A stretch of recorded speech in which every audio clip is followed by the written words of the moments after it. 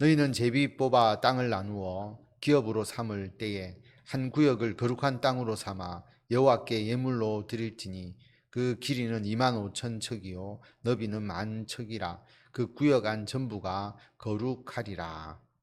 하나님께서 하나님의 땅을 이스라엘 백성들에게 주실 때에 하나님께 예물로 드리라. 한 구역의 땅을 예물로 드리라 라고 말씀하시고, 그리고 그 길이까지 말씀을 하셨습니다. 이 면적이 얼마나 되느냐라고 하는 것은 사실 큰 의미가 없습니다. 이것은 하나님께서 이 말씀을 통해서 주시고자 하시는 의미를 우리가 깨닫고 받아들이는 것이 중요합니다. 제사장과 레위인과 왕, 이 세 그룹은 이스라엘 백성들에게 있어서의 지도자라고 할 수가 있죠. 지도자를 위해서 가나안 땅 일부를 성별하는 것입니다. 거룩하게 만드는 것이죠. 그 이유는 이제 뒤에 보면 나오는데, 하나님께서 하나님께 드리는 땅이 있어야 되고, 하나님께 드리는 땅을 이 지도자들을 위해서 성별하게 해서 사용하도록 하고 계십니다. 2절에 보면 그 중에서 성소에 속할 땅은 길이가 500척이요 너비가 500척이니 네모가 반듯하며 그 외에 사방 50척으로 전원이 되게 하되, 이 전원이라고 하는 것은 뜰이라고 하는 의미입니다. 그래서 성소가 중심이 되는 그 땅입니다. 그래서 모든 것의 중심은 성소, 하나님께서 임재하시고 하나님께서 이름을 두시는 그 장소, 그 의미를 가지고 있는 그 성소의 개념, 성소가 중심이 되고 그 주변에 뜰을 두는 거죠. 이것은 일반 사람들이 사는 곳과 구별하기 위한 일종의 완충지대처럼 그렇게 전원을, 뜰을 두게 하셨습니다. 이 측량한 가운데에서 길이는 25,000척을, 너비는 10,000척을 측량하고 그 안에 성소를 둘지니 지극히 거룩한 곳이요 그곳은 성소에서 수종드는 제사장들 곧 하나님께 가까이 나아가서 수종드는 자들에게 주는 거룩한 땅이니 그들이 집을 지을 땅이며 성소를 위한 거룩한 곳이라. 그리고 그 성소에서 옆에 성소에서 수종드는 제사장을 위한 땅을 이제 주는 겁니다. 하나님께 드리는 땅 중에서 일부를 성별해서 이런 목적으로 만드는 것이죠. 그들이 집을 짓고 거기서 살아갈 땅을 주시는 것이죠. 그리고 5절에 보면 또 길이는 25,000척을 너비는 10,000척을 측량하여 성전에서 수종들은 레위 사람에게 돌려 그들의 거주지를 삼아 마을 20을 세우게 하고, 그 다음에 레위인을 위한 공간을 줍니다. 거기서 마을 20개를 세워서 레위 사람들이 거기서 기거할 수 있도록 하라라고 그렇게 말씀을 하십니다. 구별한 거룩한 구역 옆에 너비는 5,000척을 길이는 25,000척을 측량하여 성읍의 기지로 삼아 이스라엘 온 족속에게 돌리고, 드린 거룩한 구역과 성읍에 기지된 땅의 좌우편 곧 드린 거룩한 구역의 옆과 성읍의 기지 옆의 땅을 왕에게 돌리되 서쪽으로 향하여 서쪽 국경까지와 동쪽으로 향하여 동쪽 국경까지이니 그 길이가 구역 하나와 서로 같을지니라. 그림으로 표현하면 좀 쉬운데 이게 말로 설명하니까 좀 어렵게 느껴지실지 모르지만 실제로 양옆에 왕을 위한 땅을 주라라고 하는 겁니다. 그래서 성소가 있고 그 다음에 제사장의 땅이 있고 그 다음에 레위인의 땅이 있고 좌우로 왕의 땅이 있다라고 그렇게 생각하시면 됩니다. 8절에 보면 이 땅을 왕에게 돌려 이스라엘 가운데 기업으로 삼게 하면 나의 왕들이 다시는 내 백성을 압제하지 아니하리라. 그 나머지 땅은 이스라엘 족속에게 그 지파대로 줄지니라.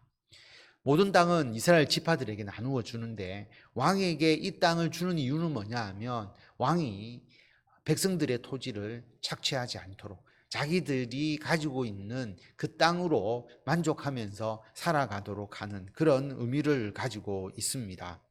그래서 9절에 보면 주 여호와께서 이같이 말씀하셨느니라. 이스라엘의 통치자들아 너희에게 만족하니라. 너희는 포악과 겁탈을 제거하여 버리고 정의와 공의를 행하여 내 백성에게 속여 빼앗는 것을 그칠지니라. 주 여호와의 말씀이니라. 이스라엘의 통치자들아 라고 말씀하잖아요. 이 통치자들은 왕이 있고 그리고 제사장이 있고 레위인까지 포함할 수 있는 거죠. 하나님께서 성소를 짓게 하시고 그 성소 주변에 왕과 제사장과 레위인을 위한 땅을 특별히 허락하신 것은 그들이 포악과 겁탈하지 않고 하나님의 정의와 공의를 행하도록 백성의 땅을 빼앗는 것을 하지 못하도록 하나님께서 그들에게 미리 충분한 은혜를 주셨다라고 하는 것을 알 수가 있습니다. 이런 의미가 있을 뿐만 아니라 더 좋은 의미도 있을 수 있죠. 하나님의 성소를 중심으로 해서 지도자들이 그 주의를 먼저 차지하면서 하나님의 거룩함을 본을 보이고 그 거룩함이 왕과 제사장과 레위인을 통해서 주변의 백성들의 땅으로 퍼져나갈 수 있도록 하는 그런 의미도 충분히 있다라고 하는 것을 알 수가 있습니다.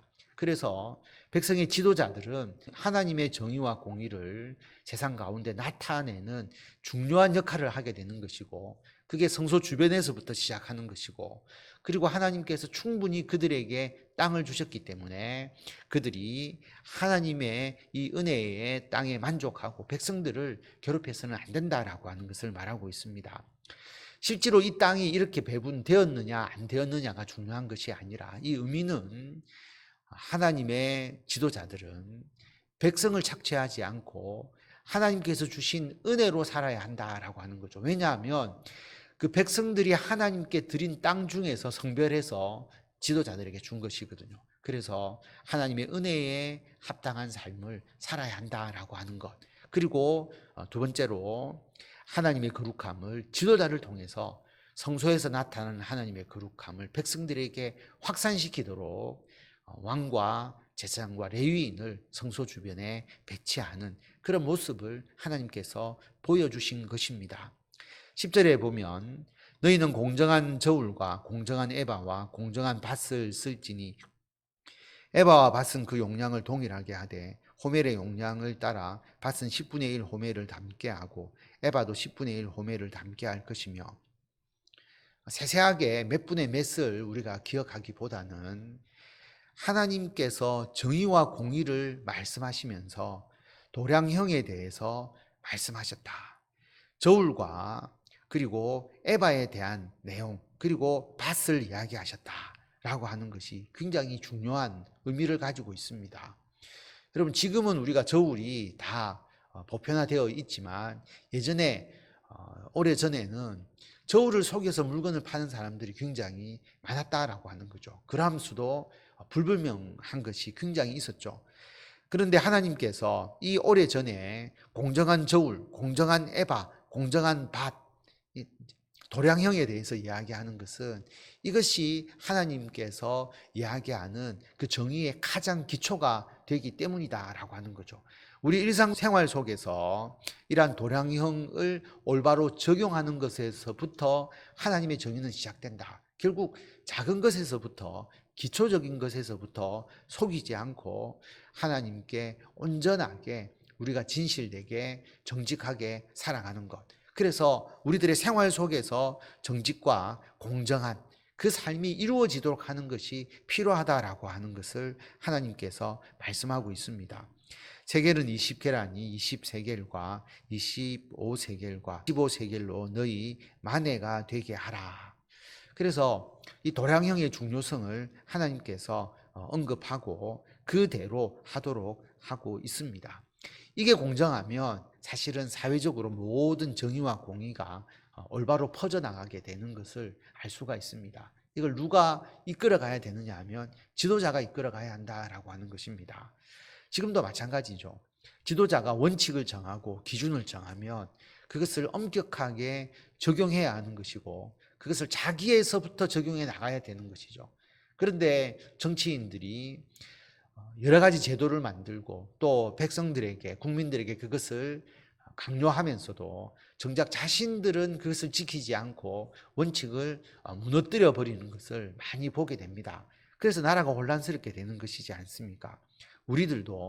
우리들로부터 이러한 가장 기초적인 삶의 기초적인 데서부터 하나님의 정의와 공의를 이루어 나가면서 하나님의 백성으로서 그리스도인들로서 우리들의 삶을 살아나가야 한다라고 하는 것을 기억하시고, 이러한 오늘 주님께서 주시는 귀한 말씀의 뜻을 우리들의 삶의 중심에 두고, 우리도 지금은 왕이고 제사장이지 않습니까? 레위인과 같죠. 예수 그리스도의 십자가의 보혈로 우리에게 하나님께서 그런 사명을 주셨습니다. 왕 같은 제사장이죠.